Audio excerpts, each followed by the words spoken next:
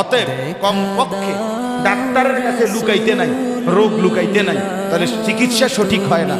অতএব আপনি কমপক্ষে একজন নির্ভরযোগ্য আলেমের কাছে আপনার সম্পদের একটা হিসাব কোন, যে হুজুর আমার ঘর আছে দূর, জমি আছে দূর, আমার ব্যাংকে টাকা আছে এত, আপনি এই কথাটা কোন গোপনে, যে হুজুর আপনি আমার কথাটা কতদূর হিসাব কইরা আমারে বলেন আমার উপরে হজ ফরজ কিনা, অসুবিধাটা কি? তাইলে এর দূর কামও কি করা যাবে না? আমি অনুরোধ করলাম, আমরা বলে গেলাম, কেউ পাত্তা দিলেন না। তো এবার পাত্তা না দিলে কি হবে শুনেন। শেষ কথা হলো ওয়ামান কাফারা ফাইন্নাল্লাহা গানিয়্যুন আনিল আলামিন।